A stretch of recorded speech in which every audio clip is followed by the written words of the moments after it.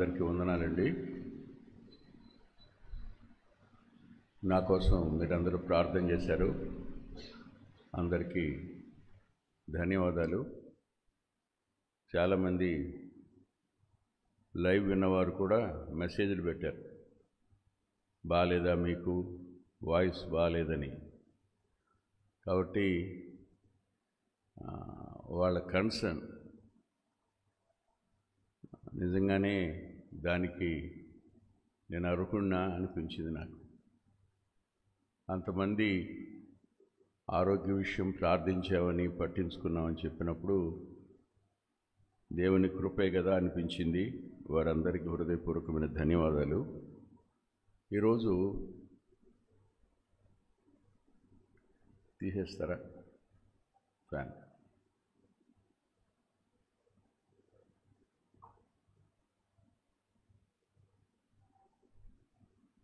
ఎస్తేరు గ్రంథం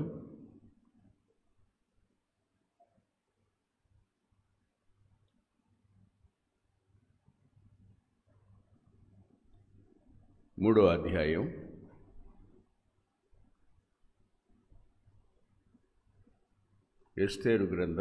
3వ అధ్యాయం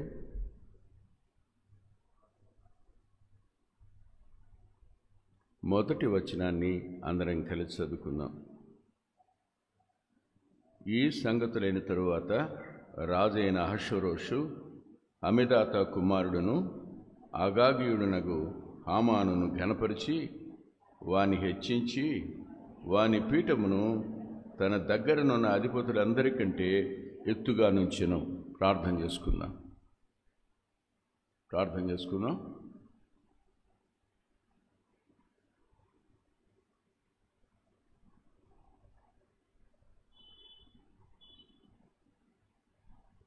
మోహన్ రావు ప్రార్థన చేయండి.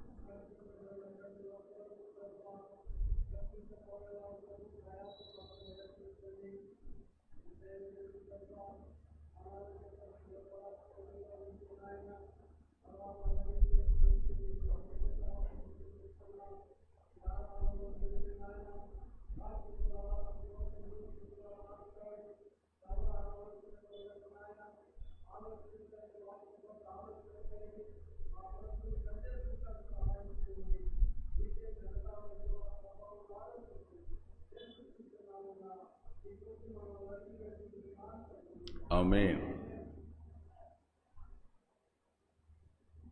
ఇక్కడ ఒక సందర్భం అసందర్భంగా కనిపించింది.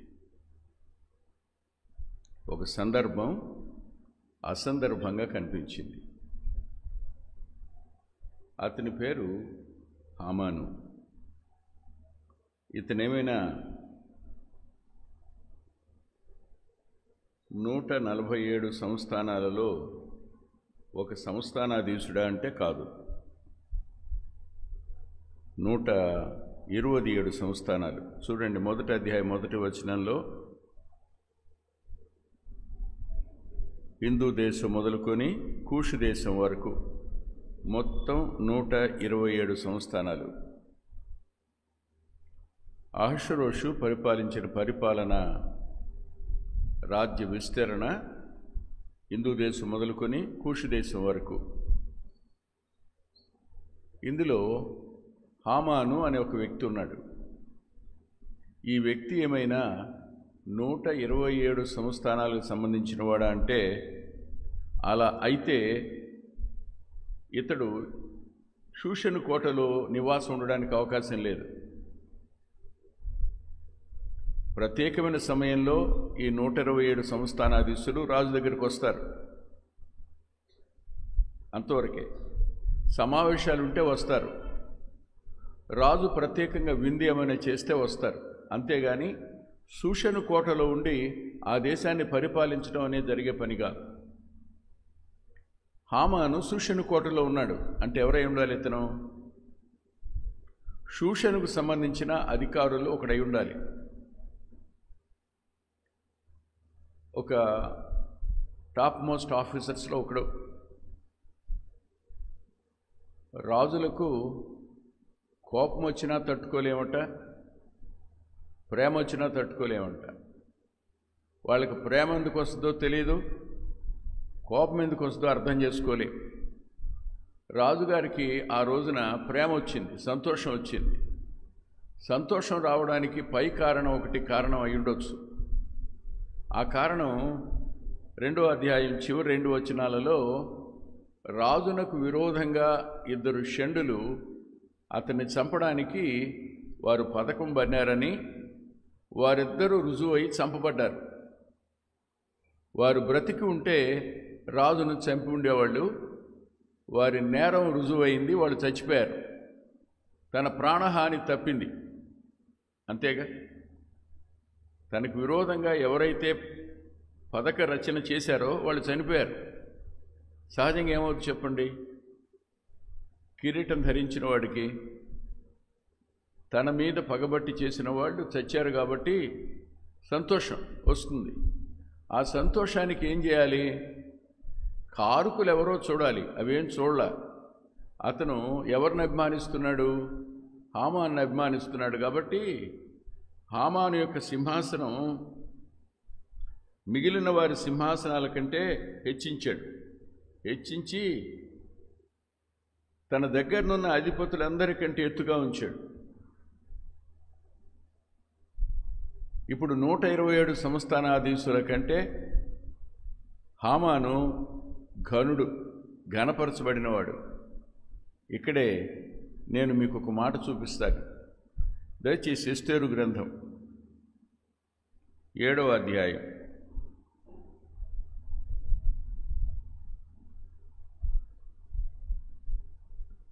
6వ వచనం.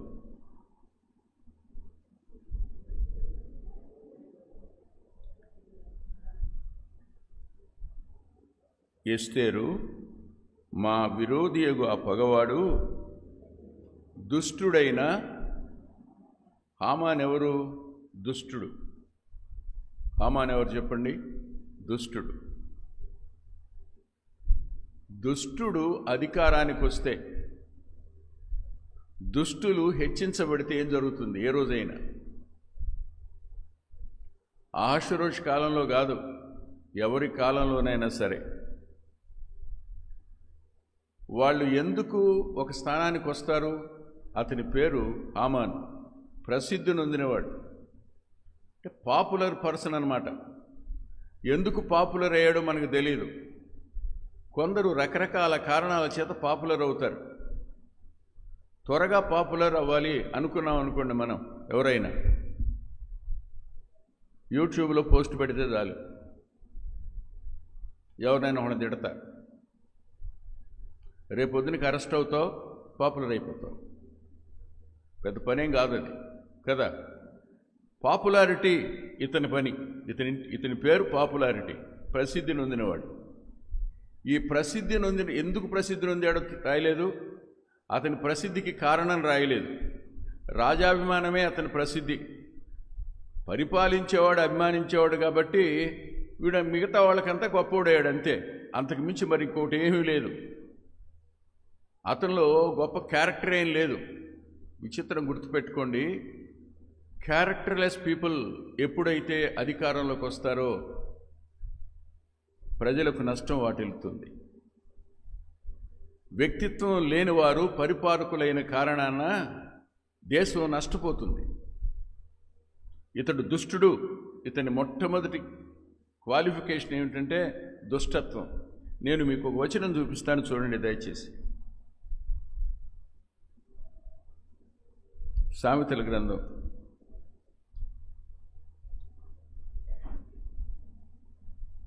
28వ అధ్యాయం. జ్ఞాపకం పెట్టుకోవడానికి చాలా వీలైన మాట. 28వ వచనం, 28. దుష్టులు గొప్పవారగునప్పుడు ఇది జరిగేది. దుష్టులు గొప్పవారగినప్పుడు జనులు దాగుకొందురు. ఎందుకు దాక్కుంటారు? ఏమో ఏం చేస్తాడు, ఎప్పుడు ఏం చేస్తాడు ఆడికే తెలియదుగా. హామాను దుష్టుడు ఇప్పుడు గొప్పవాడయ్యాడు.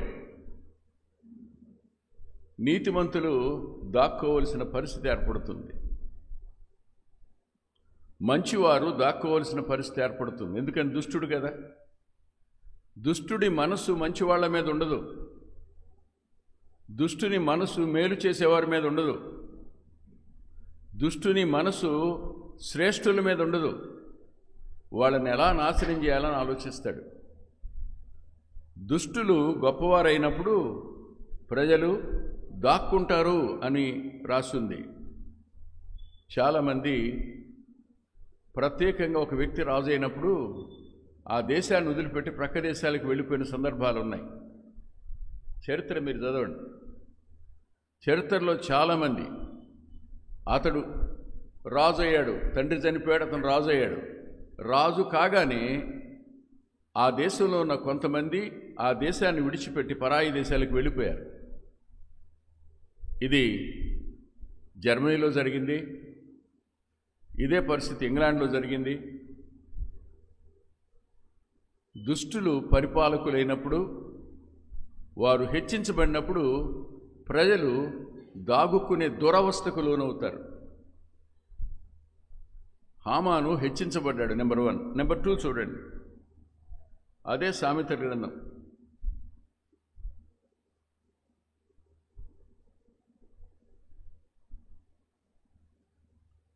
29వ అధ్యాయం 2వ వచనం, 2వ భాగం. దుష్టులు ఏలునప్పుడు ప్రజలు నిట్టూర్పులు విడుతురు. ఏం చేయలేరు. They won't do anything. ఏం చేయగలరు? వాడు సింహాసనం మీద నుంచి దిగేటంత వరకు దాక్కోవటం, నిట్టూర్పు విడటం తప్ప ఇంకేం చేయలేరు మనుషులు. అప్పుడైనా ఇప్పుడైనా ఎప్పుడైనా. అయితే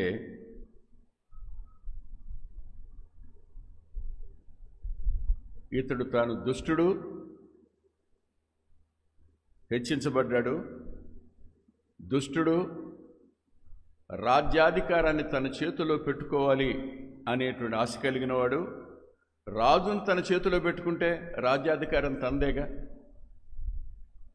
హామాను చెప్పిన మాట అహష్వేరోషు తూచా తప్పకుండా చేస్తాడు. ఏం చెప్తే అది జరుగుతుంది, నో డౌట్. ఇప్పుడు పరిపాలకుడు ఎవడు? అహష్వేరోషా, హామానా? హామానే. ఒకటి, ఇతడు దుష్టుడు. రెండవది చూద్దాం, చూడండి.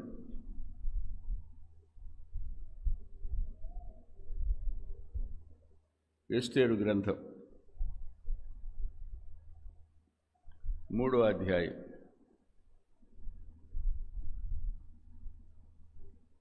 5వ వచనం.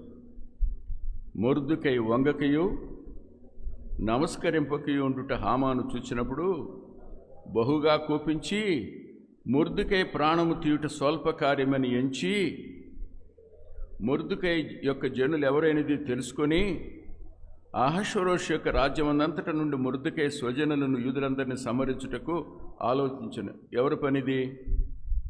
గర్విష్టి యొక్క పని. హామాను దుష్టుడు మాత్రమే కాదు, గర్విష్టి. గర్వానికి దెబ్బ తగిలితే వాళ్ళని సమూల నాశనం చేయాలన్న ఆలోచన గర్వాంది. గర్వం యొక్క లక్షణం అది.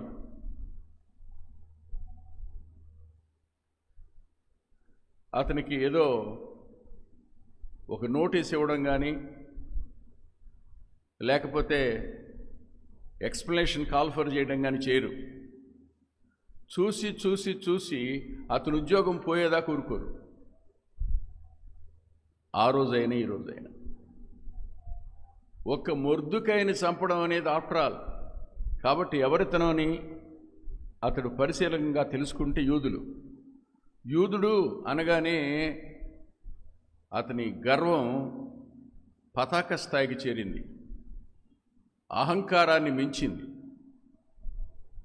వీళ్ళ దేవుడు అన్నాడుగా, అమాలేకులతో సదాకాలం యుద్ధం అన్నాడుగా, ఇప్పుడు చూస్తాను, ఇప్పుడు నేను అధికారిని, వీళ్ళు నా కింద పరిపాలితులు, నేనేం చేసినా పర్వాలా, నేనేమైనా చేయగలను. సర్వాధికారి దేవుడు అనే సంగతి గర్విష్ఠులు మర్చిపోతారు. గర్వానికి ఉన్న లక్షణాలు ప్రమాదకరమైనవి. మీరు ఒకసారి చూడండి.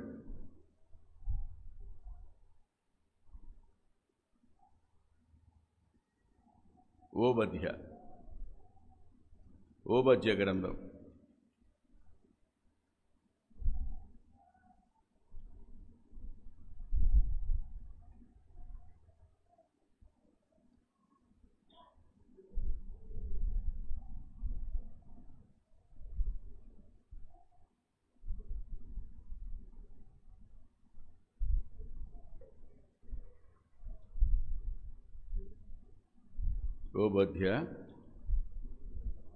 1వ అధ్యాయం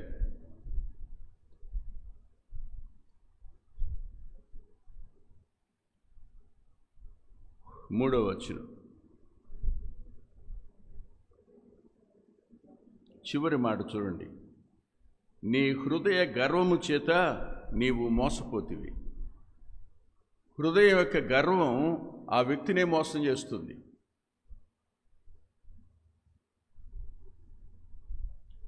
తాను అందరికంటే ఘనుణ్ణి అనుకోవడం మోసపోవడం కాదా? తాను ఏమైనా చేయగలను అనుకోవడం మోసపోవడం కాదా? తాను ఏం చేసినా చెల్లుబాటు అవుతుంది అనుకోవడం మోసపోవడం కాదా? తాను ఏమైనా చేయగలను అంటే గర్వం అతన్ని మోసగారిగా కూడా మారుస్తుందన్నమాట.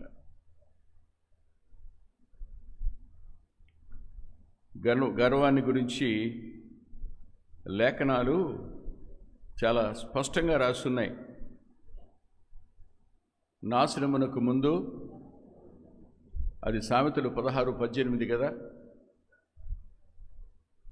ఒక వ్యక్తికి ఎప్పుడు అహంకారం, గర్వం అనేవి వస్తాయో అతని ముందు నాశనం నడుస్తుంటుంది, అంతే. హామాను దుష్టుడు, గర్విష్టి. ఈ గర్వించిన వాడు మోసాన్ని ఆశ్రయించాడు. అతడు మోసగాడు కూడాను. మోసగాడు అనడానికి నేను మీకు చూపిస్తాను చూడండి. ఎస్తేరు గ్రంథం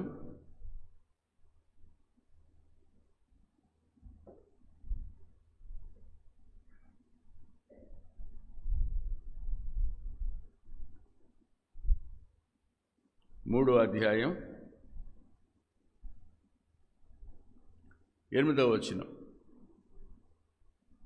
అంతటా హామాను అహష్వేరోషుతో చెప్పినదేమనగా, మీ రాజ్య సంస్థానముల అన్నిటి యందు జనుల్లో ఒక జాతి వారు చెదిరి ఉన్నారు. వారి విధులు సకల జనుల విధులకు వేరుగా ఉన్నవి. వారు రాజు యొక్క ఆజ్ఞలను గైకొన్నవారు కారు కాబట్టి వారిని ఉండనిచ్చుట రాజునకు ప్రయోజనకరము కాదు.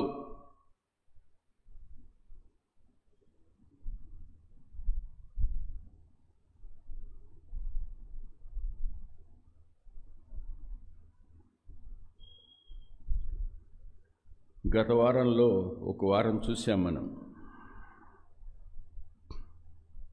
మోసం చేసేవాడు అబద్ధాలు ఆడతాడని సామెత గ్రంథంలో వచనాన్ని చూశాం. మోసగాడు అబద్ధికుడు అని, అబద్ధాలు ఆడతాడు. యోధులు ఏ దేశంలో ఉండి ఆ దేశానికి నష్టం కలుగు చేశారో చెప్పండి. ఇప్పటికీ అనేక దేశాలలో యోధులు ఉన్నారు. వారి వల్ల ఆ దేశానికి మేలే జరిగింది, కీడు జరగల. సాంకేతిక పురోభివృద్ధికి వారు ఉపయోగపడ్డారు, ఆర్థిక పురోభివృద్ధికి వారు ఉపయోగపడ్డారు. వ్యాపారాభివృద్ధికి వారు ఉపయోగపడ్డారు, దేశ క్షేమానికి వారు ఉపయోగపడ్డారు. ఇది దేవుని ప్రజల యొక్క లక్షణం. దేవుని ప్రజలు ఎక్కడ నివసిస్తుంటారో ఆ దేశ నాశనాన్ని వారు కోరుకోరు, ఆ దేశం యొక్క క్షేమాన్ని కోరుకుంటారు. ఆ దేశ క్షేమం తమ క్షేమంగా భావిస్తారు. మీకు ఇర్మియా గ్రంథం 29 గుర్తుండాలి. ఇర్మియా రాసిన ఉత్తరంలో మీరు ఆ దేశ క్షేమం కోసం ప్రార్థన చేయండి, ఆ దేశ క్షేమం మీ క్షేమం అవుతుందని రాసుంటుంది లేఖనంలో. కాబట్టి దేవుని పిల్లలు దేశ క్షేమం కోసం ప్రార్థించేవాళ్ళు కానీ దేశ నాశనం కోసం వాళ్ళు ఏమీ చేయరు. పరిపాలకులు నాశనం అయిపోవాలని కోరుకోరు. దేశ క్షేమం కోసం ఆశించేవారు వాళ్ళు. కానీ ఏం చెప్తున్నాడు? వాళ్ళు వండుట మంచిది కాదు. అంతేకాదు, అతను నన్ను చూడండి, వారిని ఉండనిచ్చుట రాజునకు ప్రయోజనకరము కాదు. అబద్ధం కదా ఇది? ఇది అబద్ధం అనడానికి ఎస్తేరు గ్రంథం 2వ అధ్యాయం 21-22 వచనాలు. ఆ దినముల్లో మొర్దెకై రాజు గుమ్మంలో కూర్చునుండగా రాజు యొక్క 2 షండులైన బిగ్తాను తెరేషను ద్వారపాలకులు కోపగ్రస్తులై రాజైన అహష్వేరోషును చంపుటకు ఆలోచించుకొనుడిరి. ఈ సంగతి మొర్దెకైకి తెలియబడినందున అతడు దానిని రాణి అయిన ఎస్తేరుతో చెప్పెను. ఎస్తేరు మొర్దెకై యొక్క పేరట రాజునకు దాన్ని తెలియజేసెను. చెప్పండి, వారిని ఉండనిచ్చుట క్షేమమా ప్రమాదమా? రాజు ప్రాణాలు తీయాలి అనుకున్నటువంటి కుట్రను రాజాంతఃపురానికి తెలియజేసి రాజు ప్రాణాలను సంరక్షించడానికి శాయశక్తులా ప్రయత్నించేటువంటి వ్యక్తులు ఉండనిచ్చుట మంచిది కాదు అని రాజుకే చెప్పాడు.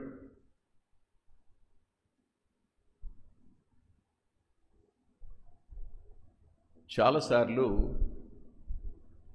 మోసపూరితమైన మాటలు మనుషుల్ని దూరం చేస్తాయి, మనుషుల హృదయాలను దూరం చేస్తాయి, వారి మీద పగ వచ్చేటట్టుగా చేస్తాయి, వారు నష్టపోతే చూసి సంతోషించాలనుకున్నట్టుగా చేస్తాయి. అది దుష్టుల యొక్క లక్షణం, గర్విష్ఠుల యొక్క లక్షణం, మోసం చేసేవారి లక్షణం. ఈ లక్షణాలన్నీ హామాన్లో ఉన్నాయి. అతడు దుష్టుడు, అతడు గర్విష్ఠి, అతను మోసగాడు. అంతేకాదు, చూడండి,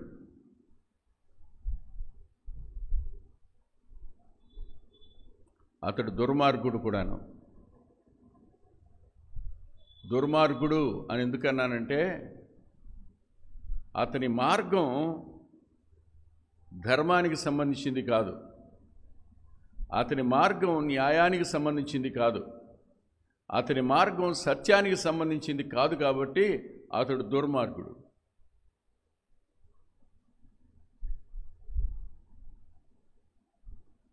దుర్మార్గత అతని యొక్క దారిలో ఉంటుంది. దుర్మార్గుల గురించి ఒక మాట రాస్తుంది, చూడండి మీరు. ప్రవక్త బాధపడతాడు. హబక్కూకు గ్రంథం 1వ అధ్యాయం 13వ వచనంలో దుర్మార్గుల లక్షణం చూడండి.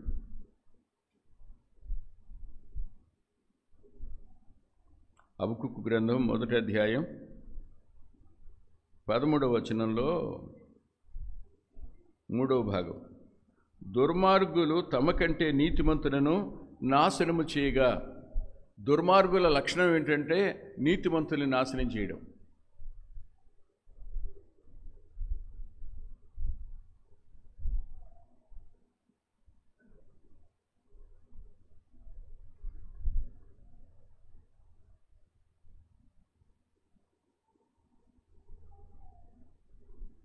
మీరు ఒకసారి దానియేలు గ్రంథాన్ని జ్ఞాపకం చేసుకోండి. దానియేలు గ్రంథంలో ఆ ముగ్గురు స్నేహితులు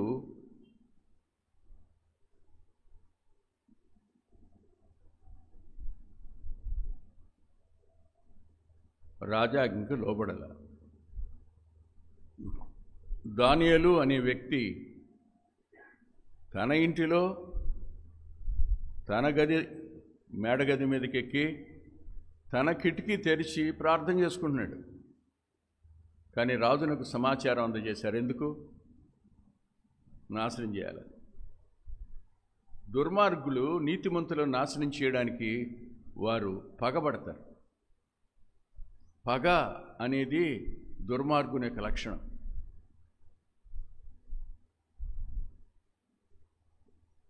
ఆ పగ చల్లారదు. ఎదటివాడు నష్టపోతే సంతోషిస్తాడు, ఎదటివాడు నాశనం అయిపోతే ఆనందిస్తాడు, ఎదటివానికి జరగకూడదు ఏదైనా జరిగితే దాన్ని బట్టి అసలు ఎంతగా అతడు ఖుషి అయిపోతాడో చెప్పడానికి లేదు. మీరే ఆలోచన చేయండి. మేషక్ షడ్రక్ అబేద్నెగోల వల్ల దేశానికి వచ్చిన నష్టం ఏంటి? దానియేలు వల్ల వారికి కలిగిన నష్టం ఏమిటి? ఏం లేదుగా. కారణం ఒకటే, వారి మంచితనం వారిని హెచ్చిస్తుంది. దేవుడు ఒకరిని గణపరిచినప్పుడు తగ్గించగలిగిన వాడెవడు?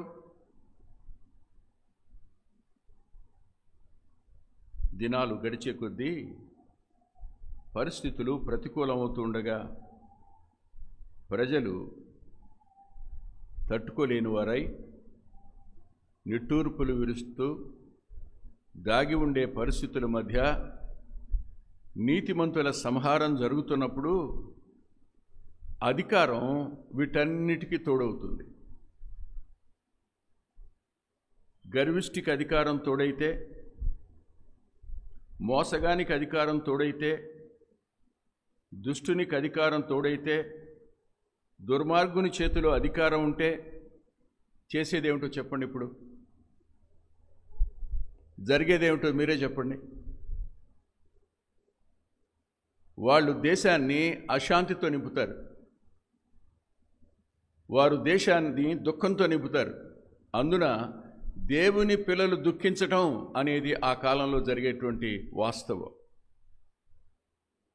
ఈ మాటలు మనం చదువుదాం, చూడండి దయచేసి.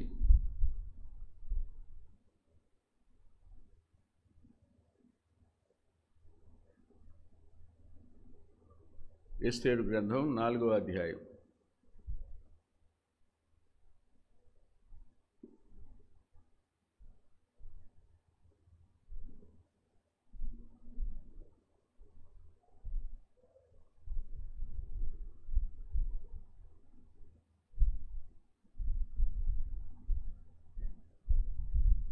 మూడో అధ్యాయమే 15వ వచనం. అంచెవారు రాజాజ్ఞ చేత త్వరపెట్టబడి బయలువెళ్ళిరి. ఆ యాజ్ఞ శూషను కోటలో ఇవ్వడను. అది విని శూషను పట్టణము కలతపడెను. అంతేకాదు, 4వ అధ్యాయం 1వ వచనం. జరిగినదంతయు తెలియగానే మొర్దెకై తన బట్టలు చింపుకొని గోనె పట్టలు వేసుకొని బూడిద పోసుకొని పట్టణం మధ్యకు బయలువెళ్ళి మహాశోకముతో రోదనము చేసి, 3వ వచనం, రాజు యొక్క ఆజ్ఞయు శాసనమును ఏ సంస్థానమునకు వచ్చినో అక్కడున్న యూదులు ఉపవాసముండి మహా దుఃఖముతోనూ ఏడుపుతోనూ రోదనములతోనూ మునిగిన వారై అనేకులు గోనెను బూడిదను వేసుకొని పడి ఉండిరి. ఇది దేశంలో జరిగే సంగతి. దేవుని ప్రజలు దుఃఖంలో మునిగిపోతారు. దేవుని ప్రజలు శోకభరితులవుతారు. దేవుని ప్రజలకు ఏడుపు తప్ప ఇంకేం లేదు. ఆయన పాదాల మీద పడడం తప్ప మరి చేయగలిగింది ఇంకేం లేదు.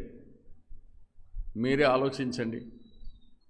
ఇలా ఒక దుష్టుడు ప్రబలినప్పుడు, ఒక దుర్మార్గుడు ప్రబలినప్పుడు, ఒక మోసగానికి అధికారం తోడైనప్పుడు దేశంలో ఖచ్చితంగా పగ, ప్రతీకారం. అందుకనే రోమాపత్రికలో ఒక మాట రాస్తాడు, దయచేసి చూడండి మీరు. రోమాపత్రిక 3వ అధ్యాయం 8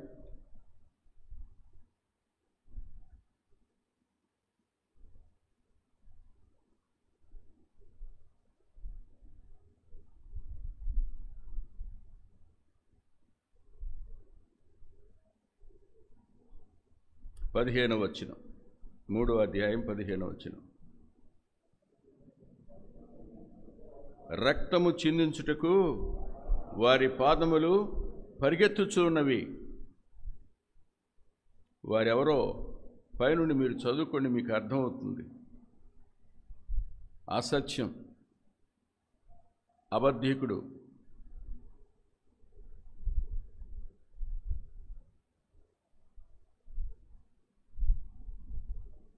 పాపిష్టి 7లో,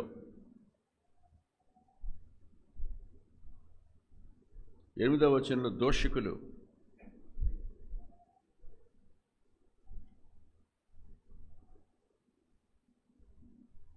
12వ వచనంలో త్రోవ తప్పినవారు, పనికి మాలినవారు,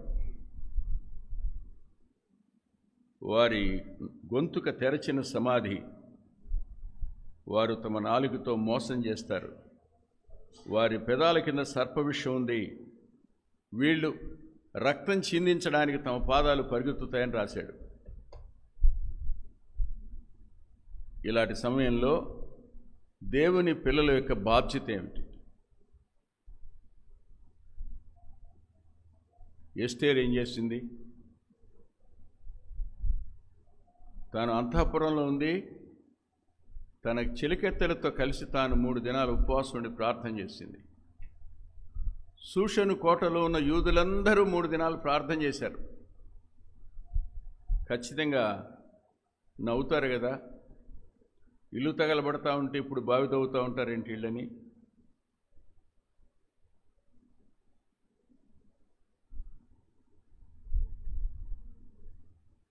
వాస్తవమే. ప్రార్థన అనేకులకు హేళనగా ఉంటుంది. ప్రార్థించటం అని అంటే వాళ్ళకి చులకన భావం. ప్రార్థన యొక్క శక్తి వారు ఎరగరు. ప్రార్థన ఎంత బలమైందో వారికి తెలియదు. ప్రార్థన చేసే కార్యాలు జ్ఞానానికి అందవు. దేవుడు అదృశ్యంగా చేసే కార్యాలన్నింటికీ ప్రార్థనే ఇంధనం. క్షమించండి, దేవుడిని తక్కువ చేసి నేను ఈ మాటల్లా. మీ ప్రార్థన దేవుడు అదృశ్యంగా కార్యం చేయడానికి కారణం అవుతుంది. ఆయన కనిపించడు ఎక్కడ. ఎస్తేరు గ్రంథంలో దేవుడు అనే మాట కానీ యెహోవా అనే పదం కానీ కనపడదు. కనపడకపోయినా ఇంత పన్నాగం జరుగుతున్నప్పుడు ఆయన తాను వెనక ఉండి ఎలా కార్యం చేశాడో ఊహకందదు. నేను మొట్టమొదటి చెప్పాను, చీట్లు వేసినప్పుడు డిసెంబర్ నెల పెడవలసిన అవసరం ఏంటి? హామాన్ చేత ఫిబ్రవరి పడి ఉంటే, జాన్యువరి నెల పడి ఉంటే ఎన్ని రోజులు ఉండేది? 30 రోజులు ఉండేది. కానీ ఎన్ని నెలలు ఉంది? 12 నెలల కాలం ఉంది. ఇప్పుడు కాలాలు దేవుని ఆధీనాలని చెప్పాను. అంత మాత్రమే కాదు, మీరు ఆలోచించండి. ఈ ఆజ్ఞ రాకముందే రాజు యొక్క ప్రక్కన రాణి స్థానంలోనికి దేవుడు ఎస్తేరును ముందుగా ఎందుకు తీసుకుని వచ్చాడు? చూడండి ఏమంటాడు. 4వ అధ్యాయం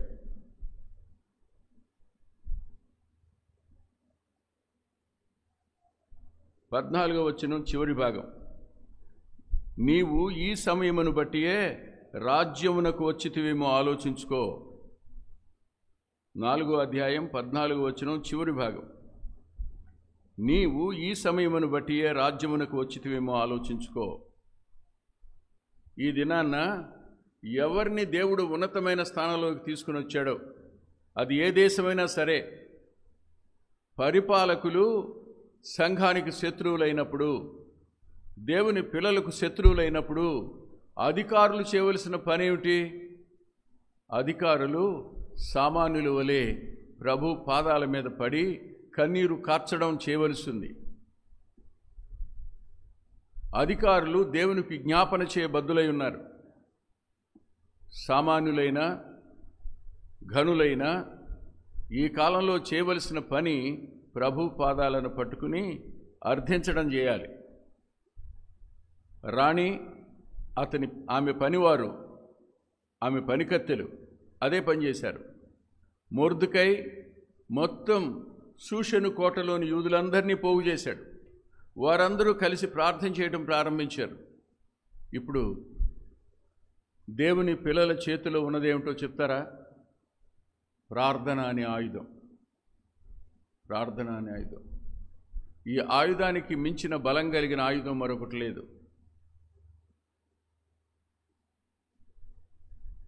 డిఎల్ మూడియో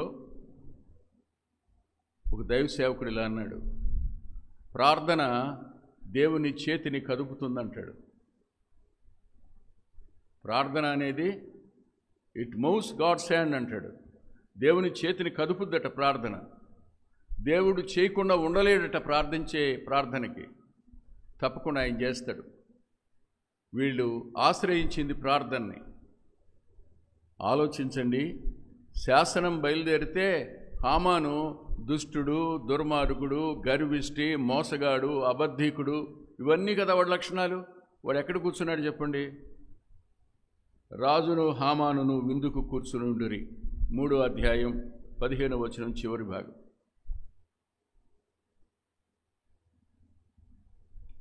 విందు దగ్గర నుంచి ఎక్కడికి ప్రయాణం అయ్యాడో చూడండి దయచేసి.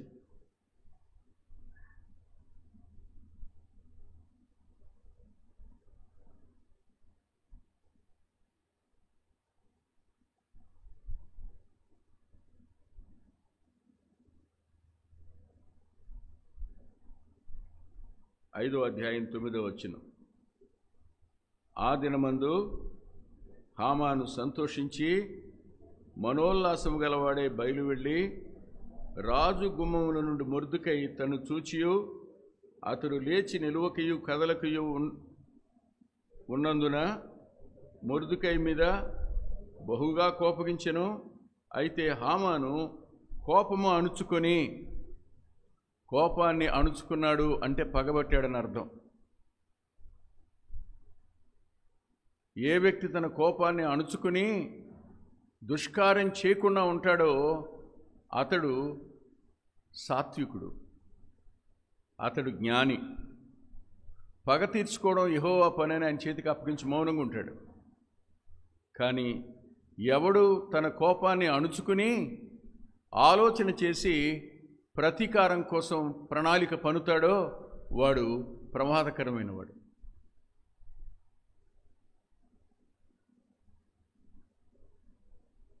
నేను ఎప్పుడూ అనుకుంటాను, ఒక వ్యక్తి ప్రాణం పోవడానికి పెద్ద పెద్ద కారణాలు ఏమక్కర్ల, చిన్న కారణం చాలు. హామానికి ఏం తక్కువైంది? అధికారం తక్కువ, ఆస్తి ఏమైనా తక్కువ, భార్య ఏమైనా తక్కువ, పిల్లలు ఏమైనా తక్కువ, స్నేహితులు ఏమైనా తక్కువ? ఏం తక్కువ కాదు. అధికారం ఏమైనా తక్కువైందా? కాదుగా. మాట చలామణి అవడం ఏమైనా తక్కువ? ఏం కాదు. కానీ అసంతృప్తి అతని ప్రాణం పోవడానికి గల కారణం. చిన్న అసంతృప్తి. ఈ రోజుల్లో కుటుంబాలు సర్వనాశనం అయిపోవడానికి కూడా అసంతృప్తే కారణం. భార్య మీద భర్తకు అసంతృప్తి, భర్త మీద భార్యకు అసంతృప్తి, తల్లిదండ్రుల మీద పిల్లలకు అసంతృప్తి, పిల్లల మీద తల్లిదండ్రులకు అసంతృప్తి. ఆ డిస్కంటెంట్మెంట్ అనేది కుటుంబాల నాశనానికి కారణం. మీరే ఆలోచించండి. 3 పిల్లల్ని కన్నదావిడ. ఇప్పుడు ఆమె వయసు 60 దాటింది. ఇప్పుడు ఆమె నీ కంటికి అందంగా కనపడదు. ఎవరో అందంగా కనపడతారు, నీ అంతరంగంలోకి అసంతృప్తి వస్తుంది. మంచి భార్య అయినా సరే అసంతృప్తి, మంచి భర్త అయినా అసంతృప్తి. నేను ఇంట్లో కాక వేరే ఇంట్లో పుట్టి ఉంటే పిల్లలకు అసంతృప్తి. ఈ అసంతృప్తి అనేది నీ అంతరంగాన్ని ఆక్రమించుకుని తినేసే కొరుకుడు పుండు లాంటిది. ప్రతి ఇల్లు సర్వనాశనం అయిపోవడానికి ఇంతకు మించినటువంటి వేరు పురుగు ఇంకోటి అక్కర్లా. అసంతృప్తి ప్రమాదకరమైంది. ఆలోచించండి. నువ్వు వెళ్తున్నావు, కూర్చున్నోడు లేవలా. ఆడెవడో బుద్ధి లేనోడు అనుకుని వెళ్ళిపోతే పోలా? అబ్బే, గర్విష్టికి వాడు లేవకపోతే గర్వానికి ఆజ్యం పోసినట్టు అవుద్ది. దుష్టునికి అతను వంగకపోతే కాస్త అగ్ని కాస్త పెంచినట్టు అవుద్ది, 10 రెట్లు 12 రెట్లు పెరిగినట్టు అవుద్ది. అసలు వాడు వంక చూడకపోతే నీకు నష్టం వచ్చింది లేదు. పాపం వెళ్ళాడు, తన ఇంట్లో మీటింగ్ పెట్టాడు. రాజు విందు నుంచి రాజాంతఃపురానికి, రాజాంతఃపురం నుంచి రాజు గవిని దగ్గరికి, రాజు గవిని దగ్గర నుంచి తన ఇంటికి. ఇది ప్రయాణం. తన ఇంటికి వెళ్ళిన తరువాత తన భార్య జెరూషాతోనూ తన స్నేహితులతోనూ కూర్చుని మంతనాలాడాడు. వాళ్ళందరితో ఒక అద్భుతమైన మాట చెప్పాడండి. ఇది నేను చెప్తున్నాను. అసంతృప్తి అంటే ఎంత ప్రమాదకరమైందో చెప్పడానికి, అసంతృప్తి అనేది ఎంత ప్రమాదకరమైందో చెప్పడానికి మాట చెప్తున్నాను నేను. చూడండి, ఎస్తేరు గ్రంథం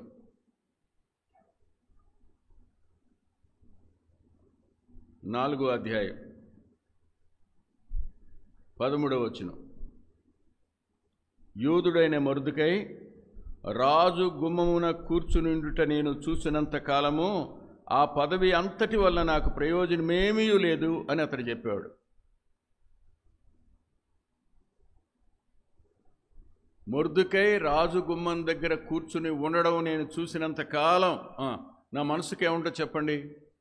అధికారం వల్ల తృప్తి లేదు, పదవి వల్ల తృప్తి లేదు, నాకు కలిగిన దేని వల్ల తృప్తి లేదు. నాకు వాడిని లేకుండా చేయాలంతే. పగ.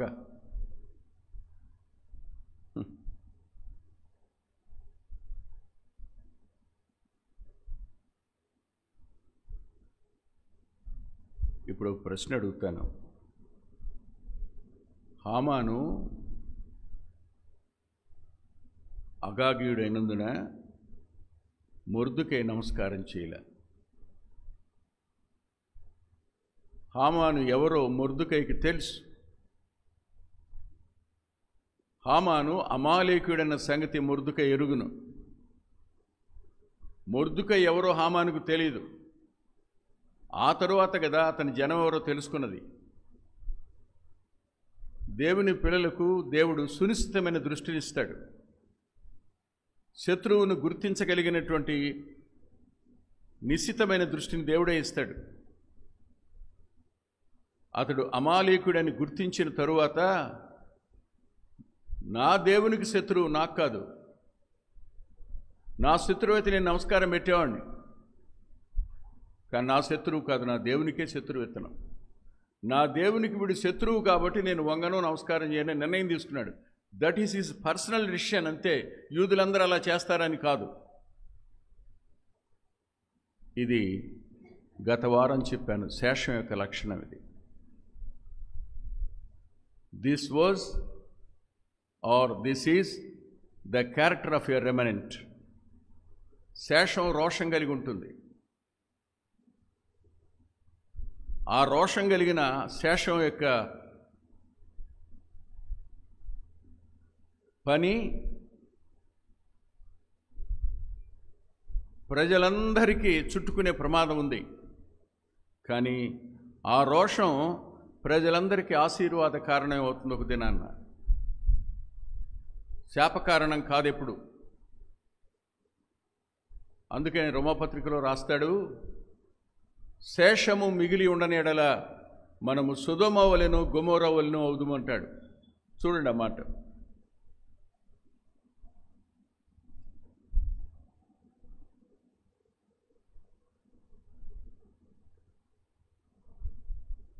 తొమ్మిదవ అధ్యాయం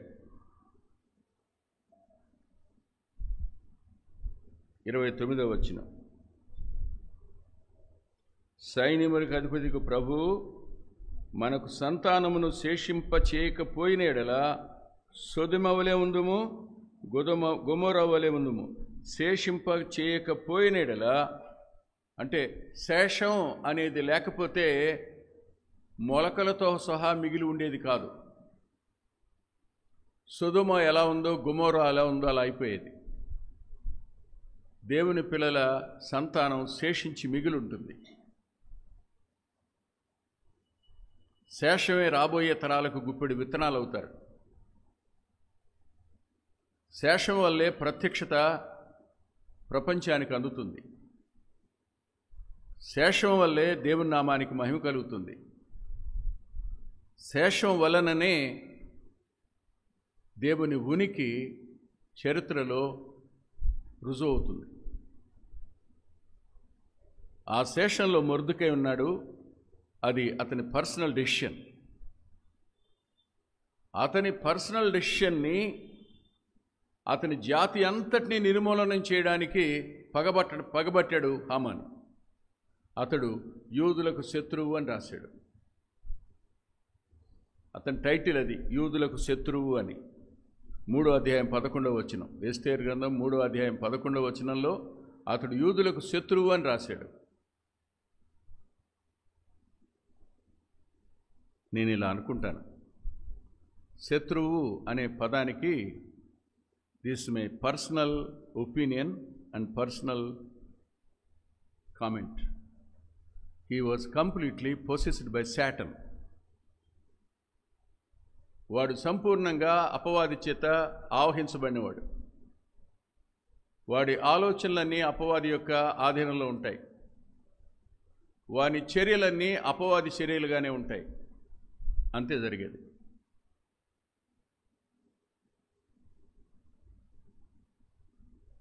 అతడు ఇంటికి వచ్చి ఎస్తేరు తనను రాజును తప్ప ఎవరిని పిలవలేదు, నేను ఎలా వచ్చానో తెలుసా,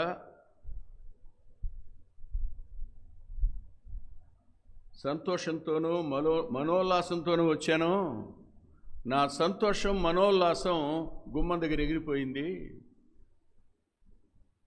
మొర్దెకై వంగలా నమస్కారం చేయలా. అతడు అక్కడ కూర్చోవడం నేను చూసినంత కాలం ఈ పదవి వల్ల నాకేమీ ప్రయోజనం లేదు అన్నాడు. అప్పుడు భార్య అతని స్నేహితులందరూ 50 మూరల ఎత్తుగల ఉరికొయ్య చేయించుము. 50 మూరలు అంటే 70 అడుగులంట. 70 అడుగులు ఎత్తంటే ఈ బిల్డింగ్ ఎందుకు పనికి వస్తుంది?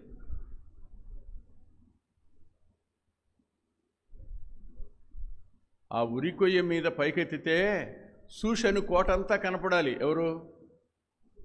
మొర్దెకై. అప్పటికి కానీ నా పగ చల్లారదు.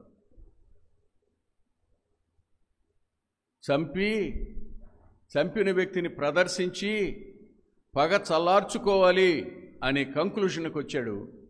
వచ్చిన తరువాత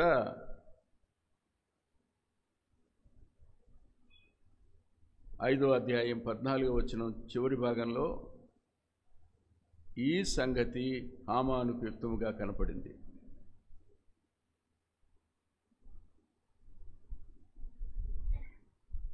ఒక ప్రశ్న, 127 సంస్థానాల్లో ఉన్న యూదులందరి కోసం మరణశాసనం ఉంటే ఆ మరణశాసనంలో మొర్దెకై లేడా? ఉన్నాడుగా. 12 నెలల కాలం ఆగలేకపోయాడు. రేపే చంపాలనుకున్నాడు. రేపెట్టి పరిస్థితుల్లో మొర్దెకైకి ఉరిశిక్ష విధించాలనుకున్నాడు. కానీ పాపం అతనికి తెలీదు ఆ ఉరికొయ్య తన మెడకే తగులుకుంటుందని. అందుకే అంటాడు కీర్తనాకారుడు, తాను తవ్విన గోతిలో వారే పడిరి అని. సందేహమేం అక్కర్లా. దుష్టుడు, దుర్మార్గుడు, గర్విష్టి, మోసగాడు, పగబట్టినవాడు, వాడు తవ్విన గోతిలో వాడే పడతాడు. ఇందులో సందేహం అక్కర్లా.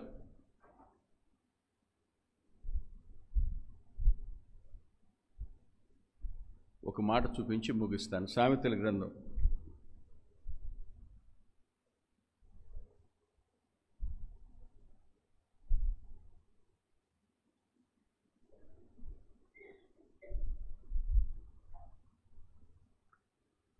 8వ అధ్యాయం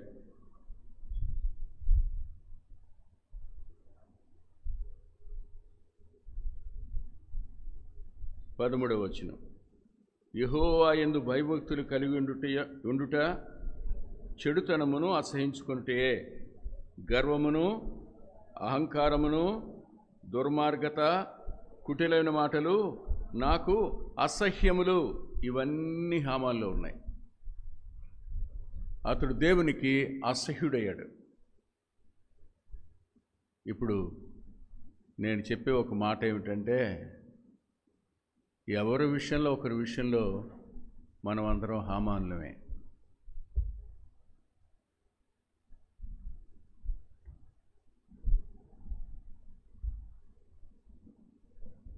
భార్య విషయంలో కాకపోవచ్చు, భర్త విషయంలో కాకపోవచ్చు, తమ్ముడి విషయంలో కాకపోవచ్చు, చెల్లి విషయంలో కాకపోవచ్చు, కానీ అత్త విషయంలోనో, తోడలుడి విషయంలోనో, తోడుకోడల విషయంలోనో, తోటి సేవకుడి విషయంలోనో, ఎవరి విషయంలోనో మనం కూడా హామానులమే. మనలో కూడా ఈ లక్షణాలన్నీ ఉన్నాయి. ఎదుటివాడి పతనాన్ని కోరుకునే ప్రతి వ్యక్తి హామాను స్థానంలోనే ఉన్నాడు. కుయుక్తిని ఆశ్రయించేవాడు హామాను స్థానంలోనే ఉన్నాడు. అబద్ధాన్ని ప్రచారం చేసేవాడు హామాను స్థానంలోనే ఉన్నాడు. గర్వంగా ప్రవర్తించే ప్రతివాడు హామాను స్థానంలోనే ఉన్నాడు. ఈ స్థానంలో మనం ఉండి ఆయన శరీరానికి, ఆయన రక్తానికి సాదృశ్యంగా ఉన్న రొట్టెలో ద్రాక్షరసంలో పాలొందడానికి ఏ ముఖం పెట్టుకుని వద్దాం ఆలోచించండి ఒకసారి.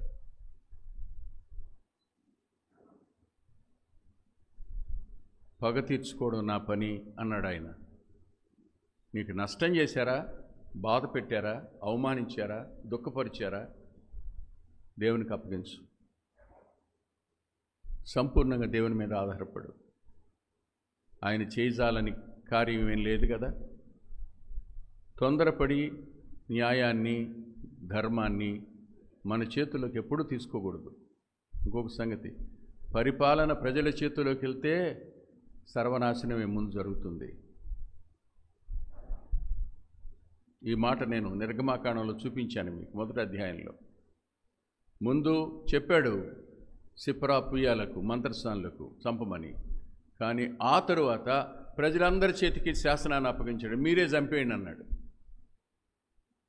ఎంత విశృంఖలత్వం, ఎంత దుఃఖం, ఎంత ఆక్రందన ఐగుప్తు దేశంలో ప్రబలిందో. యూదుల ఇళ్ళన్నీ ఐగుప్తీయులకు సులకనైపోయినాయి. బిడ్డ పుట్టి అరుస్తుంటే, ఏడుస్తుంటే గబగబా లోపలికి వచ్చి పసికందుంది, పురిటాలుంది, అయ్యయ్యో మన లోపలికి వెళ్ళకూడదేమో, ఆమె ఏ పరిస్థితిలో ఉందో ఇప్పుడే కంటుందేమో, లే తప్పుకో, మగపిల్లడనా ఇటీ. అలాంటి దుస్థితి ప్రజల చేతికి అధికారం వెళితే వస్తుంది. ఆ రోజైనా ఈ రోజైనా. కానీ దుర్మార్గత ప్రబలే దినాల్లో, గరిష్ఠులకు అధికారం తోడయ్యే దినాల్లో అర్హత లేని వారు పరిపాలకులై మోసగాళ్లుగా మారి, మోసగాళ్ళైన వాళ్ళు అధికారులు అవడం, పరిపాలకులు కావడం వల్ల వచ్చే నష్టం ఎంత ఉంటుందో ప్రస్తుతానికి అర్థం కాకపోవచ్చు. కానీ మూలుగుతూ, నిట్టూరుస్తూ దాక్కుంటున్న వారి కన్నీరు ఖచ్చితంగా రేపు సాక్ష్యం పలుకుతుంది.